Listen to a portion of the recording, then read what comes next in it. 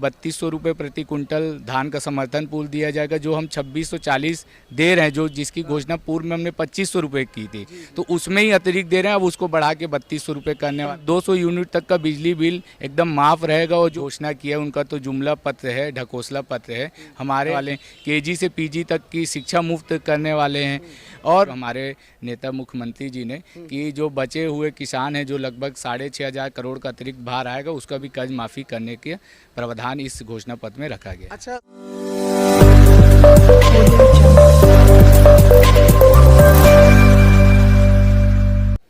नमस्कार दर्शकों, आज कांग्रेस ने अपनी घोषणा पत्र आखिर जारी कर ही दिया है। 2 चरण का इस मतदान छत्तीसगढ़ में 7 तारीख को पहला चुनाव होगा।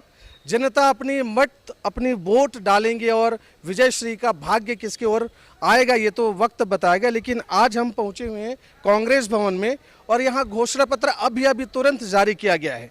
हमारे साथ यूथ एक कांग्रेस नेता है और इसे अभी मीडिया प्रभारी भी बनाया गया छत्तीसगढ़ को। तो इन्हीं से हम पूछते हैं क्या प्रमुख रहा है, कितना कारागार रहेगा। पहली बात तो बहुत बहुत बधाई आशीष जी, आपको मीडिया पर्सन चेयरमैन बनाया गया है। बहुत बहुत धन्यवाद। आज पार्टी ने मेरे को जो नवीन जवाबदारी दी है उसके प्रति मैं अपना पूरा आभार व्यक्त करता हूँ शीर्ष नेतृत्व को कि उन्होंने मुझे इसे जवाबदारी से नवाजा है।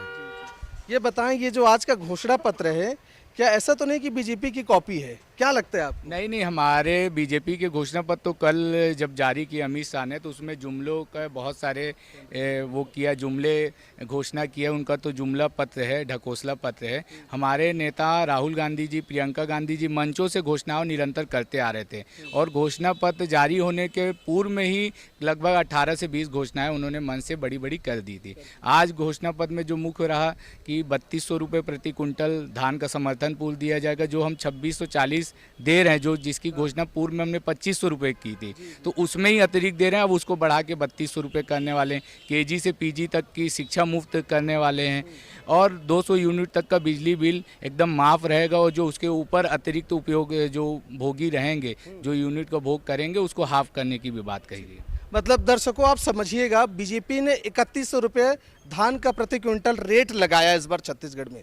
10 राज्यों में उनकी सरकार है पर कहीं भी इतनी कीमत में धान नहीं खरीदी जाती।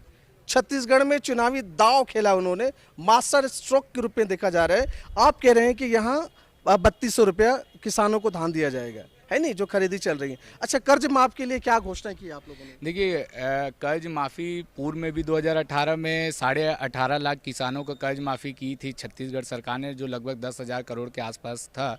और जो अभी भी वर्तमान में जो घोषणा की है हमारे नेता मुख्यमंत्री जी ने कि जो बचे हुए किसान हैं, जो लगभग 6500 करोड़ का अतिरिक्त भार आएगा, उसका भी कर्ज माफ़ी करने के प्रावधान इस घोषणा पत्र में रखा गया। अच्छा, सारे लोगों का कर्ज माफ होगा? जो प्राइवेट सेक्टर पे भी धान कर्ज है उनका, किसानों का, या गवर्नमेंट क्या है? नहीं, अभी घोषणा पत्र में हमारे नेता ने इस चीज़ का उल्लेख साफ तौर पर किया है कि जो कोऑपरेटिव बैंक के गाइडलाइन है, उस गाइडलाइन के तहत अगर उसने प्राइवेट या नेशनल बैंक जहां से भी लोन लिया होगा, उसी के तर्ज पे माफ़ किया जाएगा। मतलब किसानों को थोड़ा सा उम्मीद ये भी रखनी चाहिए, प्राइवेट से जहाँ भी लिया है उस गाइडलाइन के अंतर्गत आता है तो उनका भी माफ होगा ना? जरूर, बिल्कुल है। जो कोऑपरेटिव बैंक की गाइडलाइन रहेगी उसके तहत अगर किसी ने भी लोन लिया होगा, ऋण लिया होगा, तो उसका माफ़ करने का काम सरकार करेगी।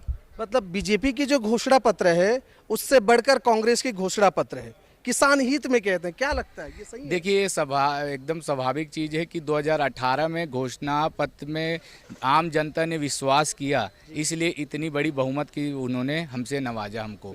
और 2023 में भी हम अपने घोषणा पत्र, जो भरोसे की सरकार है, कांग्रेस है तो भरोसा है, इसी थीम लाइन के तहत हम जनता के बीच में जाएंगे। और ये घोषणा पत्र आज जारी हो गया है और इसका रिजल्ट आपको आने वाले चुनाव में परिणाम के रूप में दिखेगा।